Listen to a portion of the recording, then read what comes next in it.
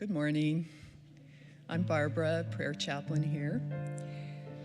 And as we prepare for our meditation, I'd like you to notice your posture in your chair, and if you choose to close your eyes.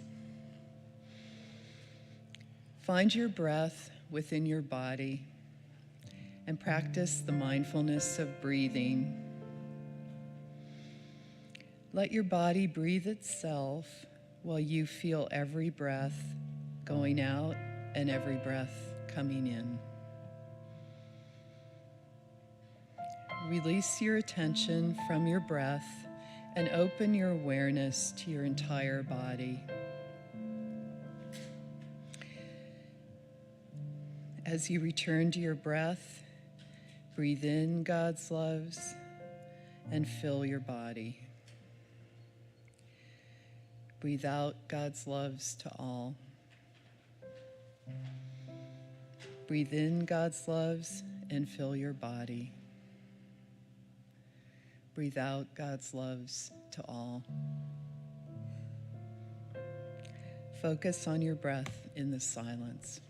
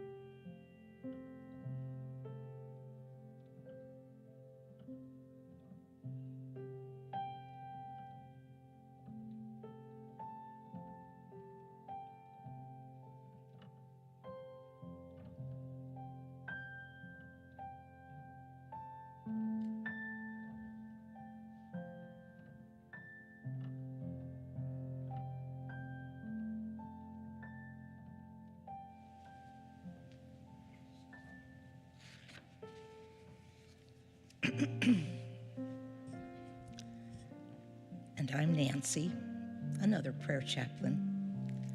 As the meditation comes to an end, open your eyes if they've been closed. We're grateful that we are all here together, and we give thanks to those who share themselves in service. Dr. Jennifer Lovejoy, today's speaker, Matthew, our musician, Jennifer Bundy, and all those who volunteer today. Thank you for joining us in our silent meditation. And so it is.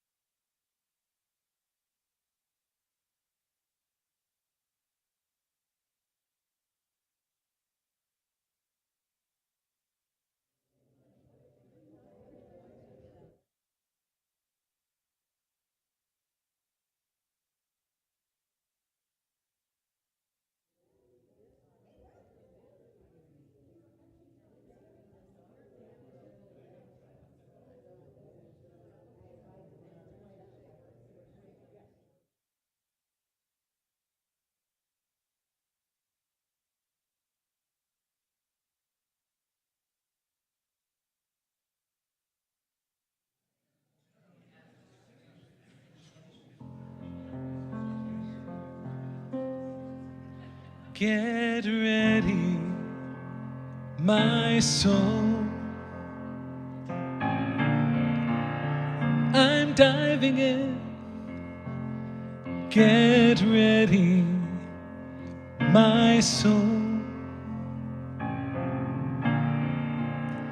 I'm diving in to the deepest kind of love, to the sweetest kind of life. Get ready, my soul. Everything I've ever done, everything I've ever seen, everything I've lost or won, everything I've ever dreamed has brought me here to the present moment, here to a new beginning here, and I'm seeing life so clearly now. Get ready, my soul. I'm diving in. Get ready, my soul. I'm diving in to the deepest kind of love, to the sweetest kind of life. Get ready, my soul.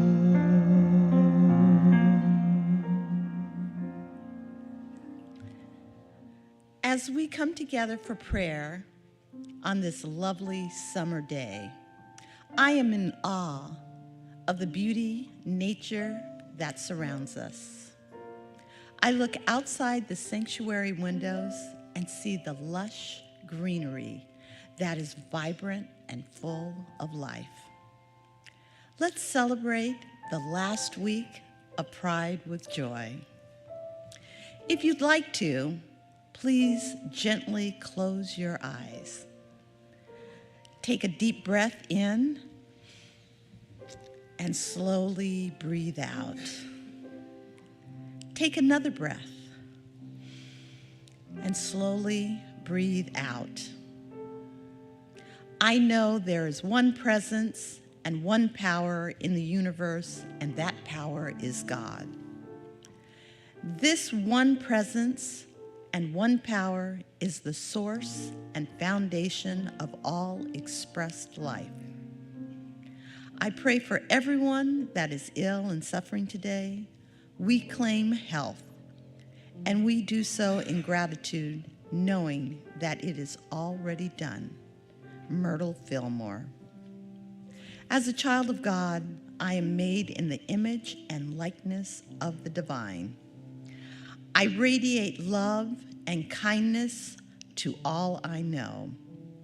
I am grateful for all the good that surrounds me, and I say thank you for this day. Know that all your prayers are answered and that we are never alone. God's infinite goodness surrounds me, and I am abundantly blessed. And so it is.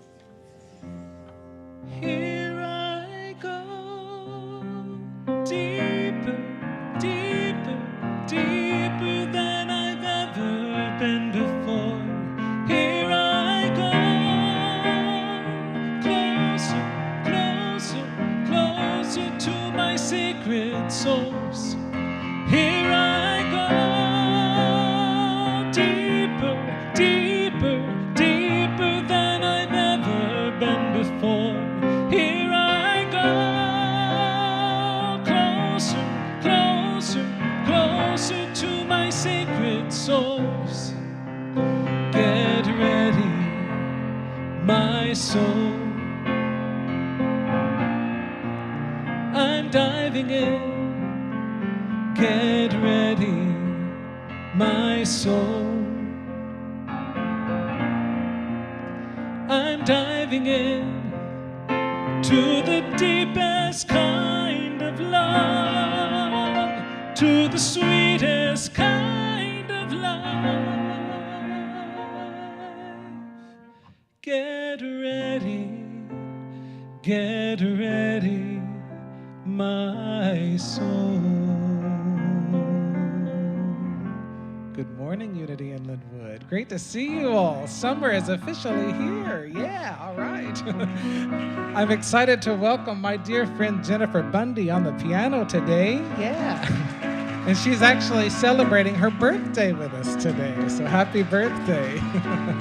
If you will stand as you are able and greet one another and try to learn a new name while you're at it. I'm in the right place at the right time. I am just where I'm supposed to be. I'm in the right place at the right time. I am just where I'm supposed to be. I'm in the right place at the right time. I am just where I'm supposed to be. I'm in the right place at the right time. I am just where I'm supposed to be. Oh, my soul is welcome here. Oh, my soul is welcome here. I am getting the message loud and clear. My soul is welcome here. I'm in the right place at the right time. I am just where I'm supposed to be. I'm in the right place at the right time. I am just where I'm supposed to be. Oh, my soul is welcome here. Oh, my soul is welcome here. I am getting the message loud and clear. My soul is welcome here. I am getting the message loud and clear. My soul is welcome here.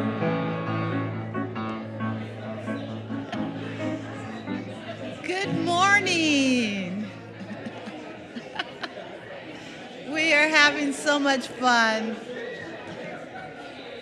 We are a lively bunch today.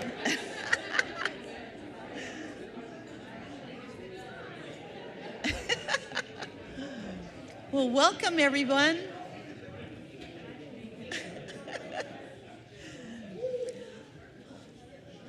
All right. Well, good morning. I'm Frances Johnson, your welcome host. It's great to be here this morning to welcome you with open arms to Unity in Lynnwood in our sanctuary and to our virtual online family. We may not see you, but we feel your presence. This is the last week of Pride. The parade has started in Seattle on 4th Street, and the festivities have begun.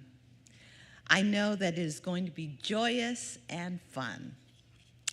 I want to give a shout out to Ian Silvers, who read from their newest book, Theater Tales from a Newbie, last week. What an inspiration you are. I love your spirit and talent. You and your sister Felicity are amazing. What a gift to be writing books at age 11 and their sister to illustrate their books at age 13. I am so impressed. I know your parents are beaming with joy. Young, talented, and gifted. Isn't it wonderful to be in a church that is warm, inviting, and loving? Unity in Lynnwood has enriched my life so much here. I always look forward to the music and the talk every Sunday. I'm looking forward to hearing Reverend Dr. Jennifer Lovejoy speak about prosperity today. Our hearts are open and flowing with love. Our community includes and respects everyone that walks through the front doors. I'd like to leave you with a quote by Michael Bernard Beckwith. Begin to notice what you have in your life that you are grateful for. And when you look at life through the lens of gratitude, you don't see as many obstacles as hindrances. You see potential. You see possibilities. Then you become an open vehicle for more inspiration, more wisdom, more guidance, coming from the spiritual part of your being. Thank you. Thank you, Francisca.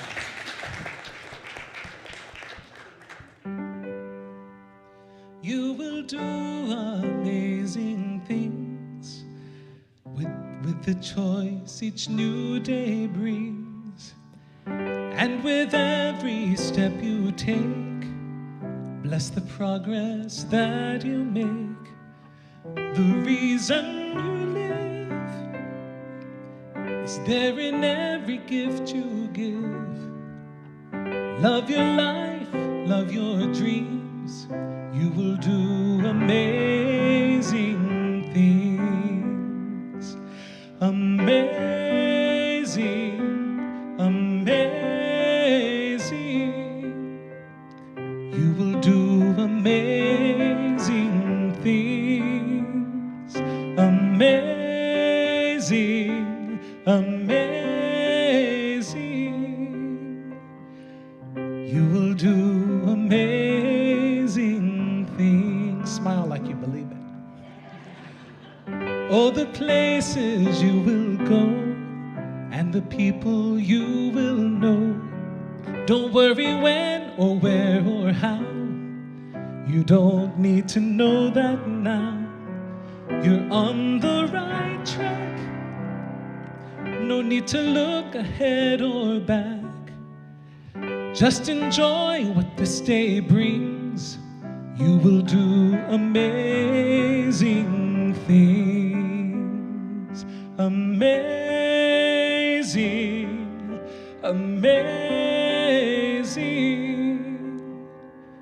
You will do amazing things. Amazing, amazing. You will do amazing things. You don't have to work it out. Just stay in the here and now. Let your mind rest for a little while. Sometimes deepest answers come when you're out there having fun. So close your eyes, take a breath, and smile. Amazing, amazing. You will do amazing things. Amazing, amazing. You will do amazing things. Thank you so much. Thank you, Jennifer. Thank you. Thank you, Matthew. Dr. Jennifer is a longtime member of our congregation and a lifelong student of metaphysics. She is currently chair of UIL's Board of Trustees. Please join me in welcoming Reverend Dr. Jennifer Lovejoy.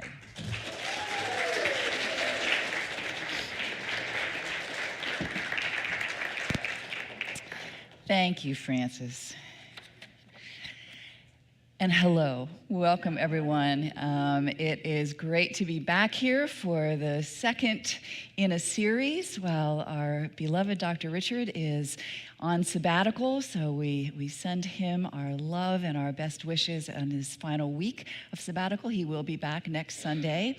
So I get to welcome you and be here with you another day, and I also welcome our friends online. And if you haven't already, start to put your name and where you're from, and we'll greet you in a moment. But I also just want to thank Francis. You know, one of the amazing things, and I know Dr. Richard experiences this too, is we don't coordinate ahead of time. I have no idea what she's going to say, and she doesn't know what I'm going to say other than my title. And yet, as you will realize by the end, that was the most perfect introduction, the most perfect prayer, even quoting some of the people that I'm going to quote. So the universe takes care of things. So let us welcome our online friends, Judy from Florida, Bruce in Lynnwood, Deborah from South Jersey, always with us, Deborah, we love that, Dale Mabrin, and Tyler Benson from Eatonville. Hi, Tyler. So if you would all take a look over this way at Fran and her camera, and we're going to say to our friends online, we see you, we love you. And we are glad you are here. All right. Thank you so much, everyone, for being with us. So as always, we are grounded in prayer, and we have prayer chaplains available for you. If you are here in the physical sanctuary, prayer chaplains will be up front at the end of service, and so you know who to look for. May I ask our prayer chaplains in service today if they would please stand? All right. 3 prayer chaplains. Wonderful, wonderful. And if you are part of our online audience, you can also ask for prayer. You just simply need to email prayer@unityinlynnwood.org, provide your phone number, and expect a call from an anonymous number later on this afternoon after service. So we want everyone to really take advantage of that. And also today is Divine Wholeness Sunday, so that means the prayer chaplains will be available in the family room if you're on site here to do really just a beautiful service of holding you in wholeness and knowing the highest and best for you as they pray. So also just a remarkable opportunity to take advantage of something that is a gift for you and a gift for your spirit. So I encourage you to do that. We've had several losses in our community of late. As most of you, I think, by now know, we lost our beloved Byron Reaney, and we'll have a celebration of his life here on July 8th at 2 p.m. This is open to everyone, so all are welcome. So do plan to attend that if you want to help celebrate Byron's amazing life and gifts to us. And then this week, we also had a loss. Our beloved Lloyd Swanson, the partner of Pat Williamson, passed beyond our sight this week. And so we are holding him and Pat and his family and all in prayer. There will be a celebration of life hosted at his family church. So more details on that coming in the future. But please join us in holding Lloyd in prayer. And I get to announce today, normally this is the welcome host job, but today our beautiful flowers have been donated by Francis Johnson in honor of Art Johnson and their anniversary. So happy anniversary.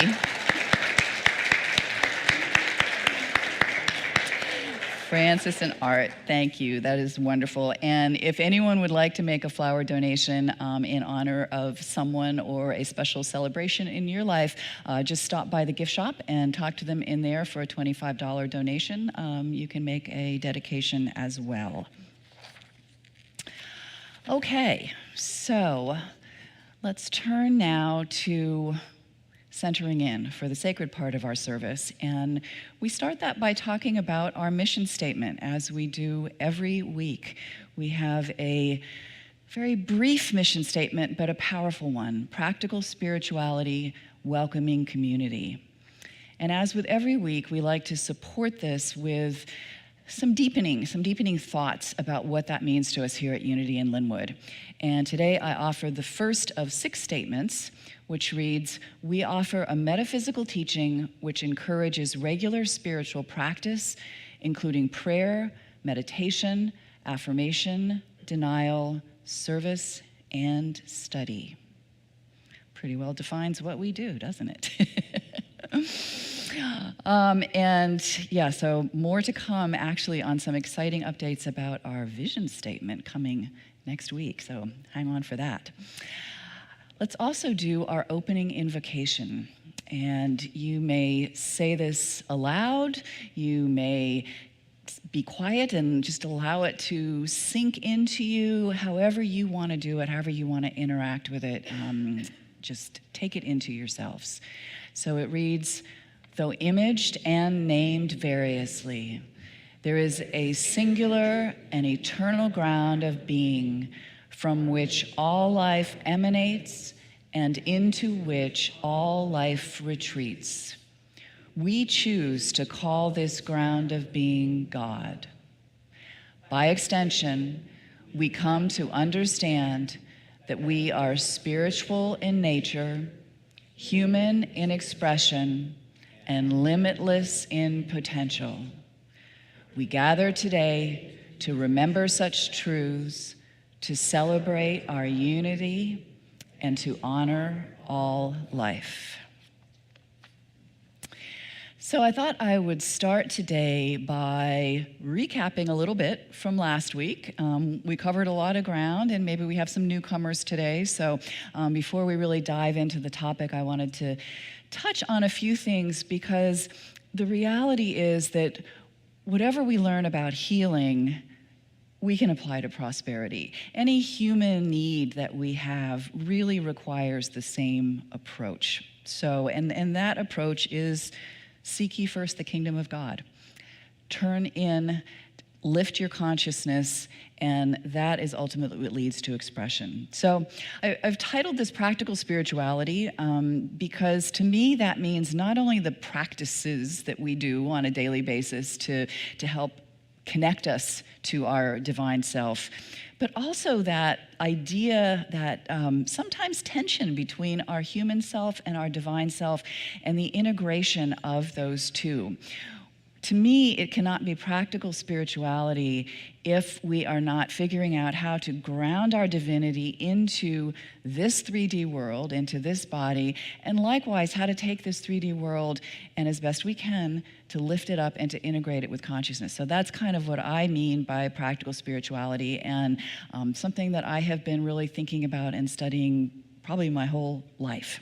So, we also talked about how unity is fairly, at least at the time, was fairly unique in talking about us as triune beings, 3-part beings, body, mind, spirit. So we have to integrate those 3 parts of us in order to really have the fullness of our infinite expression here in this world.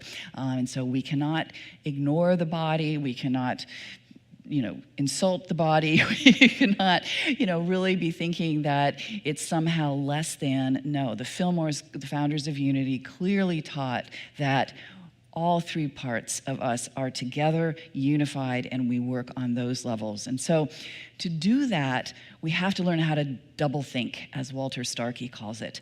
That is the notion that we are simultaneously perceiving the physical world. It's hard not to perceive it, it's right here, and knowing our divine. And, sometimes for me, I think about examples from science, because I'm a scientist, and I know, for example, that this podium right here is made mostly of empty space. I know that. Physics tells us that the chairs that you are sitting on are made mostly of empty space, and yet we're sitting on them, we're touching them. I cannot put my hand through this podium without hurting it. And so that is such a brilliant example of how two realities, 2 simultaneous realities, they're both true, they're both proven, and yet they seem to contradict each other. and yet they coexist. They exist together, just like our divine and our human selves exist together. So when we think about prosperity, I think usually the first thing we have to do is make sure that we're defining it right. Prosperity is not $100 bills falling from the sky. It is not about just all the money and things in the material world that we can accumulate, although there is nothing wrong with that part of it. But really, prosperity, as Unity writer Eric Butterworth defines it, is spiritual well-being. It is knowing an abundance in every aspect of our life. Health, wealth, relationships, peace of mind, sense of contentment, joy, all of those things are prosperity. When Francis talked about our beautiful campus and all that we can see with the abundance of trees and green and birds and butterflies, that's prosperity. That is the essence of prosperity. So it's important to broaden our definition as we are thinking about prosperity. And actually, while I'm speaking of Eric Butterworth, I wanted to give you some references here. So if you have not read Eric Butterworth's Spiritual Economics, I highly recommend it. This is really kind of a cornerstone text for how Unity approaches prosperity, and we'll go into a lot more depth than I possibly can today. So that's a really good one. So, as we broaden our perspective of prosperity, and we also realize that we don't go to God as a dispenser of divine substance. I think Dr. Richard says God is not a vending machine where we can go and say, oh, today I need prosperity, and today I need health. No, we are to align ourselves, align our consciousness with God. All things then will be provided. I looked up the etymology, the origin of the word prosperity, and it's actually really interesting and I think aligns with our teachings perfectly. So from the Old Latin, the etymology of prosperity means according to expectation, according to one's hope. So what we expect, we receive. Right? And that is really a core teaching that we have. And that literally is the definition, the original definition of prosperity throughout the years. So today I want to talk about 3 practices that we can use to really ground this prosperity consciousness in our life from day to day. And the first practice is a familiar one, affirmation. We talked about this a little bit last week. And so affirmations, as you know, are positive statements of truth that help to lift our consciousness into a higher realm and remind us of our true spiritual nature. That is what an affirmation is. That is how we use it. Now, the challenge is just repeating the words of an affirmation does not really work. And pretty much all of the spiritual metaphysical teachers will tell you it's not about the words. When we think if we just say an affirmation over and over again, like, I'm prosperous, I am prosperous, money is pouring into my life, that is somehow going to make money pour into our life. And that's almost like applying a Newtonian-like thinking of, if I do this, then this will happen. And that's really not the way Spirit puts it. The metaphysical teacher and mystic Joel Goldsmith, who is one of my favorites, and I know we have some other Joel Goldsmith fans in here, actually put this very bluntly. He said, repeating words or thinking thoughts is a waste of time, except as it may lead to the actual experience. Thoughts and words are legitimate, but only as stepping stones to the experience of the inner presence. So it's not that we don't use the words, but it's how we use them. And there's a story from one of Joel Goldsmith's students, this Walter Starkey, who I've made reference to before, that I think illustrates this really well. So I thought I would read this. Walter Starkey and one of his colleagues were stumped by a problem in their professional life. Now, these guys were both students of Joel Goldsmith, so they had all the teachings and all the spiritual grounding. And so Walter Starkey, in his autobiography and biography of Goldsmith, says, one day, in looking for a solution to a thorny problem, we decided to meditate. Remembering Joel's oft-repeated principle that letting go and letting God, we surrendered our personal effort. And in meditation, we arrived at that state where we heard inside, I of my own self can do nothing. Boom, immediately a solution to the problem appeared. The next day, when another problem loomed, we thought, well, that's simple. All we have to do is think, I of my own self can do nothing. I of my own self can do nothing. And they sat there and they did that for a while. And Walter says, and nothing was exactly what we received. Joel always taught that it was not the thinking of thoughts that made things happen, but rather that one had to experience the consciousness of the thought in order to produce results. So we're going to practice this today. Right now, I have an affirmation for us, which will appear on the screen. But before we even say it, let's really take in this practice of how to do affirmations. So I'm going to ask if you're willing, just for a couple seconds, if you'd close your eyes and tune within and just really focus on your center.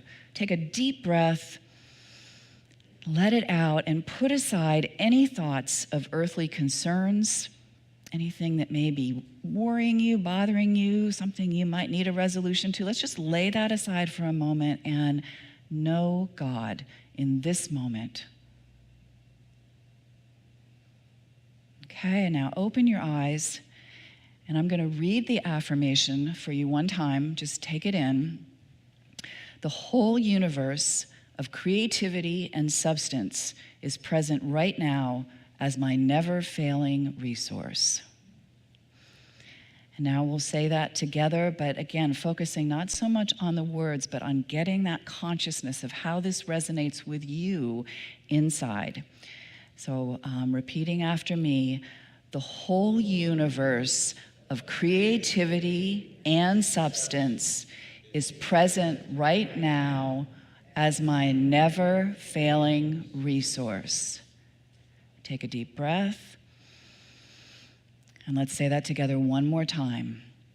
The whole universe of creativity and substance is present right now as my never-failing resource.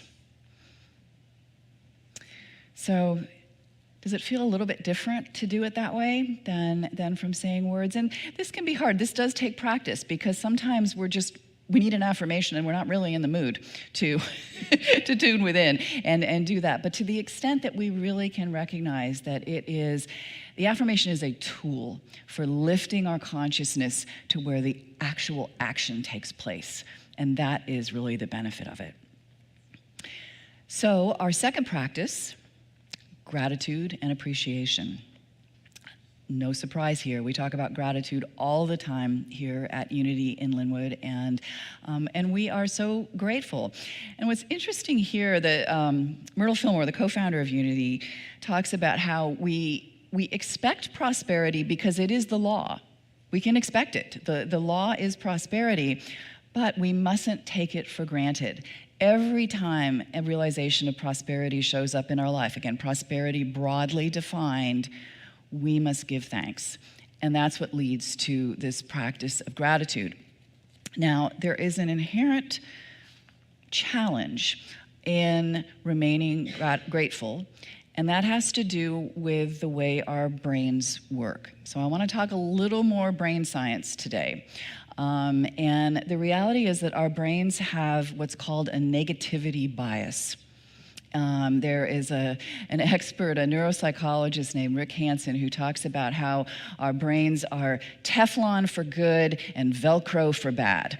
And that's kind of the way it works.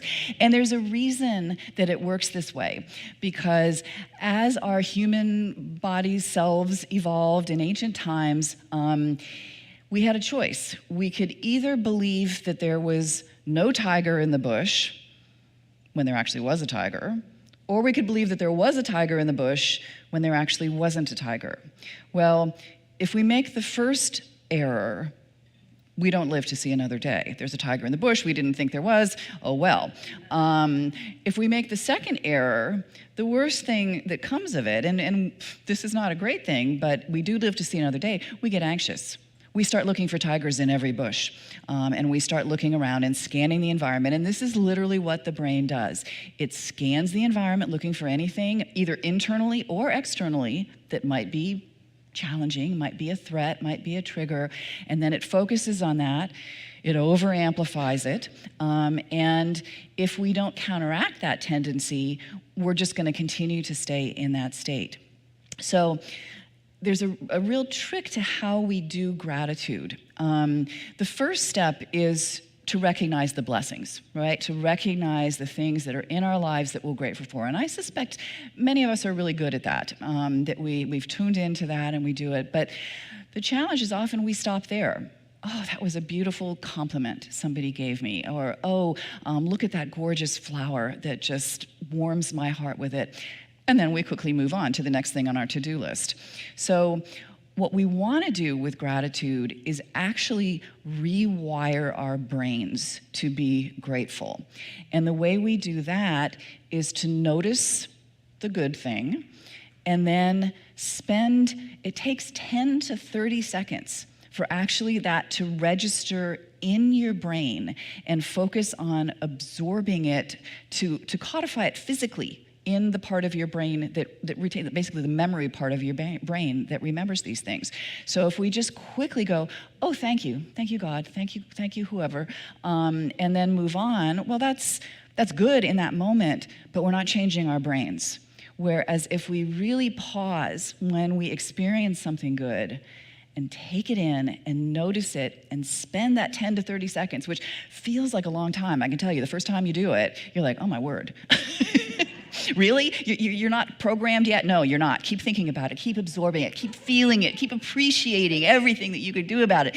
Just take it in as much as you can viscerally, and then, okay, and then you move on to the next one and the next one throughout your day. And over time, that process of taking in the good will rewire your brain so that gratitude becomes easier and easier and easier to just have that consciousness all the time. So there's a teaching in the Bible. St. Paul says, in all things give thanks. Now, this is sometimes misinterpreted as for all things give thanks, but that's not what Paul is saying. Paul is not saying, yeah, no matter what kind of bad stuff might be going down in your life, you should just be grateful anyway. But he's saying, in all things be thanks. So give thanks. When things are happening in your world, you can still give thanks. And I was actually reading something by Dr. Michael Beckwith, who Francis mentioned earlier, where he talks about the yoga of gratitude. And I thought that was so cool. And what he means is, if we think about yoga, if we think about the physical yoga that we're familiar with, right? You hold a posture, you stretch your body in perhaps initially an unfamiliar way. And that releases tension, that releases toxins, and that allows relaxation to happen in the body. Well, when we first start practicing the yoga of gratitude, where we are thankful in all things, whether they appear to the human mind as being something we label good or something we label bad, we are grateful. We practice that and we hold that attention. Well, that might be sort of like a new yoga stretch for us. It might be a little uncomfortable to begin with, but it is stretching our consciousness, and in doing so, Dr. Beckwith says, it is releasing the tensions and toxins of the egoic mind.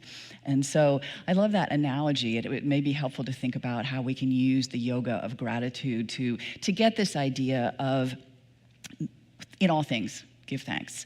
And that's because in this human world, there are limits. Our divine self is not limited, of course, but in the human world, there are limits. There is scarcity. And just that word scarcity is sometimes our biggest fear, right? Oh, God, scarcity, no, we'll do that. But scarcity is a natural part of the limits that we face in this 3D reality. And one of the other books I want to recommend to you, this is an old book, The Energy of Money by Maria Nemeth. Really practical. She gets into the practical. Eric Butterworth is the spiritual side of things. She's spiritual as well, but she has a much more kind of, oh, you can do this, you can do this. And she describes this experiment. She talks about limits. So we're going to use our power of imagination. Pretend, you can close your eyes if you want or not, it's up to you. Pretend that you're holding a pencil in your hand. Just get a sense of what it feels to be holding a pencil in your hand and the size, and you kind of know what a pencil feels like. You've held pencils before. And so now we're going to imagine that pencil is getting bigger. Its boundaries are expanding and they're stretching maybe 10 feet in every direction, getting bigger and bigger. It's not getting heavier, so you can still hold it, but it's just getting bigger and bigger. and continue to expand the boundaries, now pretending that they extend for thousands of miles. And finally take away all the limits and just let that pencil's edges move on out to infinity. And notice what happens as you do that. For most people, when we try to see an infinite pencil, it actually disappears. We can't really get a sense of it. It's neither there nor not there. It's become a no thing. And what Maria Nima says is when we take away limits, we take away its usefulness. Say that again. When we take away its limits, we take away its usefulness. The pencil is useful to us because it has limits. What if, instead of approaching the limits of this human incarnation as annoying things that we have to try to overcome, we actually leaned in and looked at what is the usefulness in this moment? You get a diagnosis. What is the usefulness in this moment? You lose your job.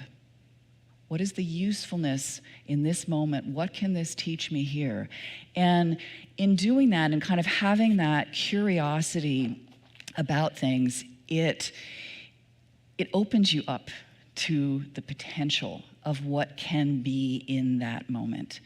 And so rather than resisting limits, ignoring limits, limits teach us to live fully in the infinite while being in this physical body. So to me, I go back to that statement from Paul, in all things give thanks.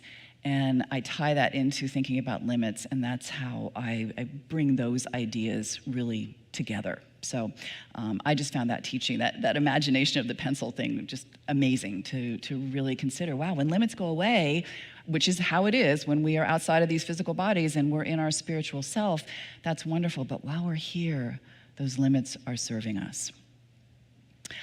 Okay, so the third practice is givingness.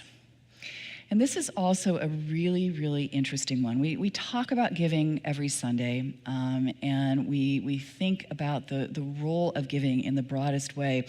But this is a really hard one to get our human minds around, because in spiritual truth, when we think about supply, it's actually not income, it's outgo.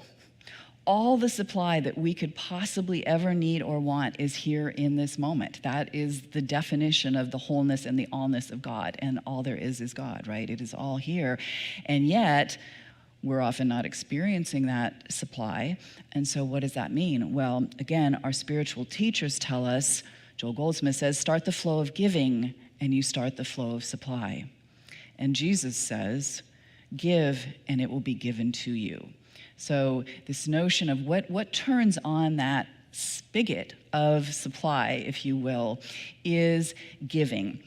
And it can be any kind of giving. You know, from wherever you are, it doesn't have to be, if your need is for financial income, that doesn't mean you have to give finances. Maybe it means you go and you clean out your closet and you donate some things that you're not using anymore. Maybe it means that you go and you give your time to help a neighbor who is in need, or volunteer for an organization that you believe in their mission, and do that. So the ability to give, like the ability to receive, is not limited too much. It's limited to your imagination and what you can do with it. So the important thing about giving is, again, consciousness, and to be sure that you're not doing it as a sort of bargain with God. I think sometimes this is where the human brain goes. It's like, well, God, I'm going to do this. I'm going to give this over here because I'd really like that thing over there. And,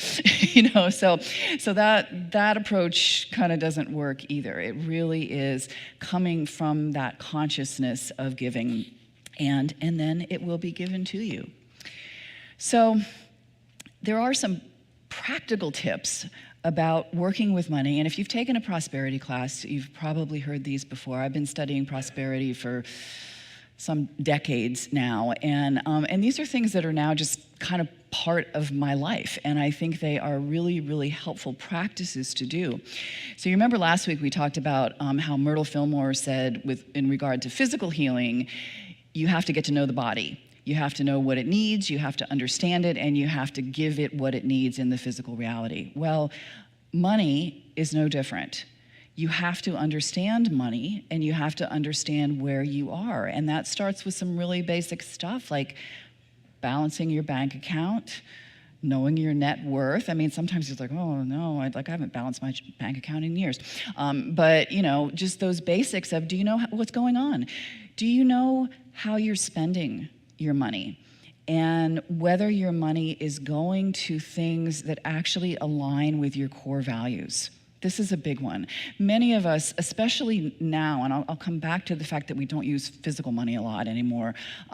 It's just too easy. We buy that cup of coffee, we do this, money goes, and often we don't even realize it. So tracking that so that you know where your money's going, not just for budgeting purposes, although that's helpful, but really, again, so is it in alignment with your consciousness? Is your money, which is just energy, working for your consciousness the way you want it to work?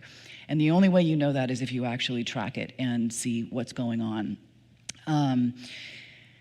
Having integrity when it comes to money. There's lots of little ways that we kind of cheat. Big ways and little ways, but I'm going to talk about the little ways because I think most people don't do the big ways. But things like maybe someone gives you too much change back and you just keep it. Or maybe you don't report that thing to the IRS that somebody paid you for in cash because, hey, it's just a little bit of money and the government has way too much money anyway, and why should I do that? One of the things that I thought was interesting when I first started studying all this, and I caught myself doing it a lot, was I would be writing bills, writing checks, and I would put the wrong date on them deliberately. Like if I knew that I was getting too close to having to mail the thing and I didn't want to put the actual date, I would just kind of backdate it by a few days to say, no, I actually did mail this on time. I'm sorry you didn't get it late. And so, we do a lot of little things with the way we interact with money energy that impacts our supply. It impacts the way that energy then interacts with us. So having, really thinking about, am I in integrity in big ways and small ways with money? Do I have unpaid debt that I'm just not dealing with? I mean, there's nothing, if you have unpaid debt, fine, but are you not dealing with it? Is there someone in your family that you owe? So, as I was thinking about all this and going back over all these prosperity teachings that I had learned, I realized that our modern world in some ways has made it a little bit harder to do some of these core things. So again, one of the things that I was taught was when you pay your bills every month, which at the time was by writing a check and putting it in the mail, you really focus on gratitude. Every time you write a check, you're just filled with gratitude. Every time you make a payment in cash, which again, we don't really do anymore, thank you, God, that I have the resources, that I have the supply to make this payment. Well, now everything's automatically just taken out of your account, to pay your utilities or whatever, and you often don't think about it, or you're paying by card. We used to use paper money. Remember, back in the day? In the United States, our paper money says, "In God we trust." And you flip it over, you look at the bill on the side that says, "In God we trust." Well, what an incredible reminder in consciousness right there in front of you, in your hand. Wow, everything comes from God. It's all God. And here's a piece of God that I'm holding in my hand as energy that I'm going to use to pay for a service or a product that I need. Well, again, we don't use so much paper money anymore. So I think we have to train ourselves that when we pay through Venmo or PayPal or, have an automatic deduction, that we can really find a way that works for us to still tune into that prosperity consciousness around what a gift it is to be able to pay our bills. What a gift it is to have the energy, however much it is, even if you don't have very much, to be able to share with someone else. So those are kind of some of the practical things. And then lastly, I do have to say a word about tithing. And I know that word often makes people cringe. And that's, I think, because it has not been often well taught, especially in conventional religion. Tithing, of course, is the practice of giving 10% to your source of spiritual enrichment. And in the Old Testament, it talks a lot about tithing. It says, and it was essentially mandatory. And what we should realize is that it was, in fact, a tax on the Hebrews. It was just sort of couched in those terms, but it was given as a law.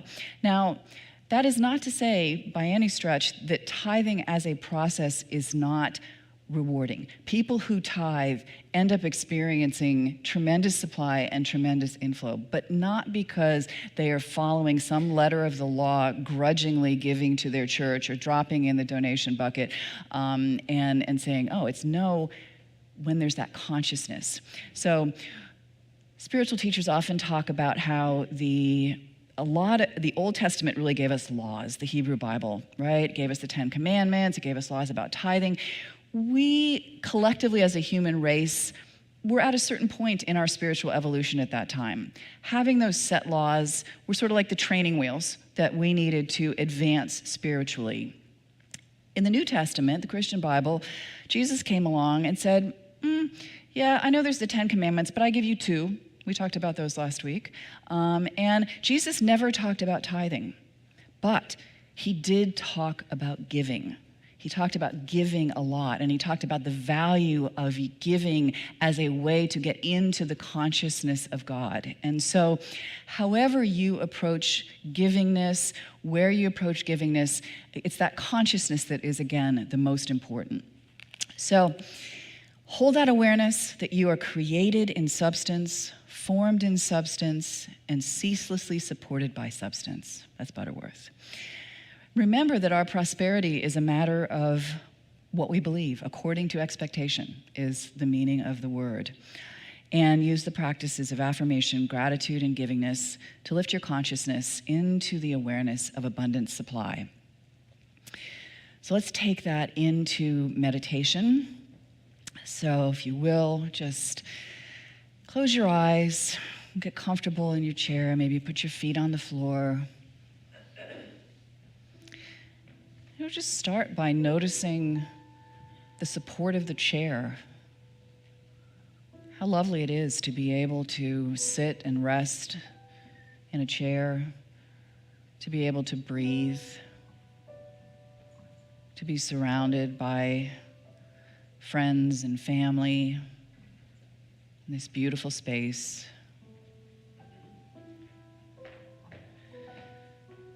So we just start to breathe in that sense of blessing. Blessing actually means to confer prosperity upon. So we bless the chair, we bless our body in the chair, we bless all those in this room and all those involved in creating this place.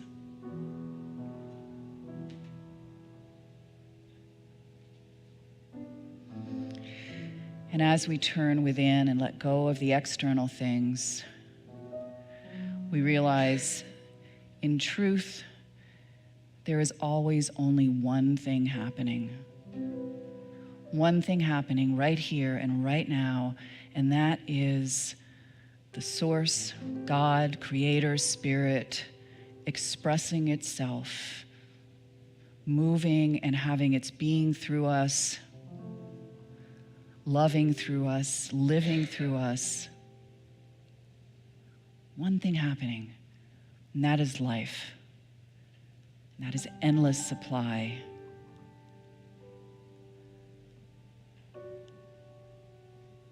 Just let that feeling fill you.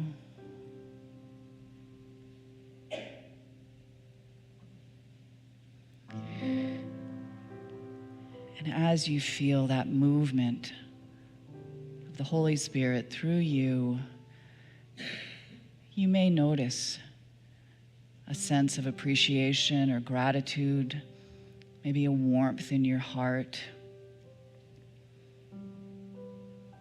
a glowing that says, wow, all that's here is God expressing as me, as you, as each thing here, in oneness, in wholeness, in perfect alignment.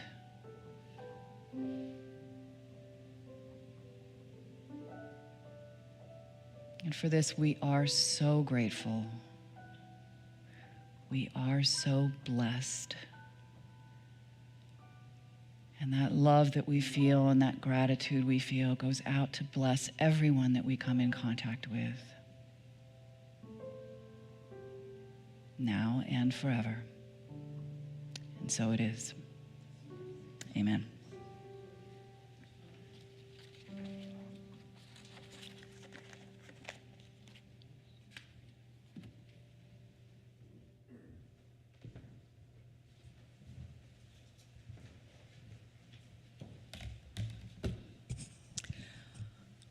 That was great. Thank you so much.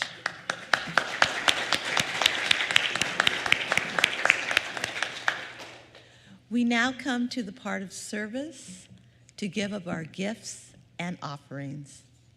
I am grateful for the opportunities to share my prosperity. We offer opportunities to practice giving and receiving that we might cooperate with the reciprocal nature of the spiritual universe.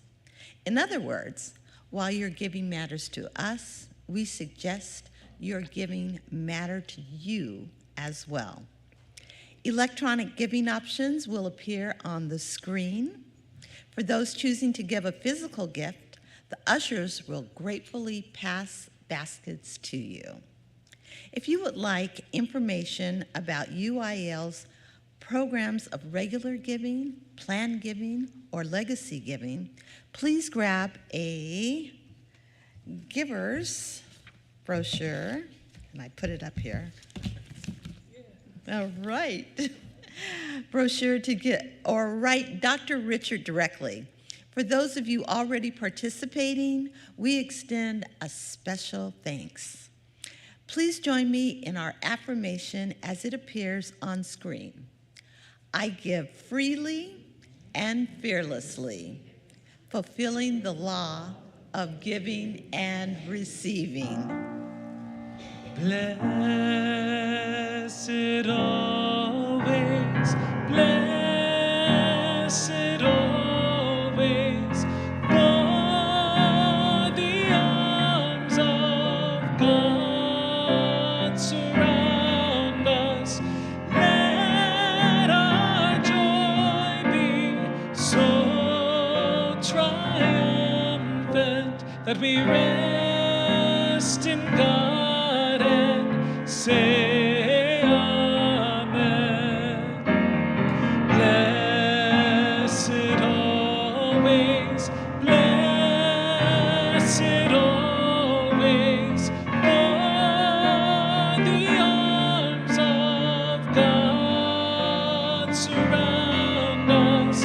Let our joy be so triumphant that we rest in God and say amen.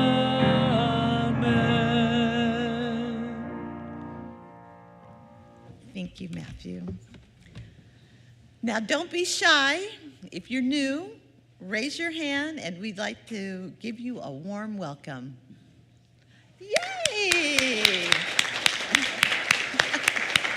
So glad that you could be here. You are invited to come to the Welcome and Information Center in the back of the sanctuary, and I will give you information to take home and answer any questions that you may have. We'd also like to give you a copy of the Daily Word. This is a special undated version. The Daily Word has positive, daily uplifting messages and affirmations. Marion will give you a copy at the Soul Things Books and Gift Store. You can come and visit me also at the Welcome and Information Center for a copy.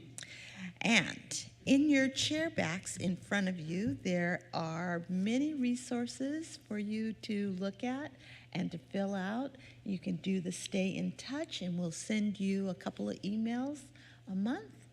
And take a look. Okay. Invitations. Please register for all events by visiting the calendar page at www.unityinlynnwood.org. The first Sunday of each month is Newcomer Sunday. Newcomers are invited to join existing attendees for a potluck lunch, generously provided by the latter. Immediately following service, next Sunday, all are welcome, and I want to tell you, the food is always fabulous. So please come and join us for a great time. Small group ministry. UIL's Indigenous Heritage Committee proudly presents the first two events. The Medicine Circle offers songs with hand drums, rattles, bells, dances, teachings, and stories based on the First Peoples' cultural and spiritual practice of the PNW called CC led by Siswin Clay. Laurel Butcher, with over 35 years of practice and training. This circle is open to all ages and having an open mind and heart. Who would like to learn by participating? Next Saturday, July 1st, 11:30, outdoors, weather permitting. Please dress comfortably, bring a dish to share, and instruments if you have them. Finally, please come together to recognize Michelle Van Eck, Volunteer Coordinator, and Stacy Bailey, Youth and Family Ministries Director, as they graduate as spiritual directors from a 2-year program through Unity Worldwide Spiritual Institute. This is a significant accomplishment. Let us offer a significant celebration. The formal recognition will be followed by a luxurious reception in their honor, hosted by Ben & Jerry's Catering. Sounds yummy. And that will be on July 7th at 7 p.m. As Jennifer comes up here, will you please give her another round of applause for stepping in the last 2 weeks, doing an amazing job. Thank you. Thank you. Thank you. All right, well, we close, as always, with that discipline that we call prayer. And again, prayer is not about words. It's about raising our consciousness. So let's turn one more time within and just acknowledge our divinity and our humanity, and what a gift it is that we get the opportunity in this lifetime to bring those aspects together in new and creative ways, expressing differently through each one here in our diversity and in our similarities. We are love in expression, and we give thanks. And so it is. May the long time sun shine upon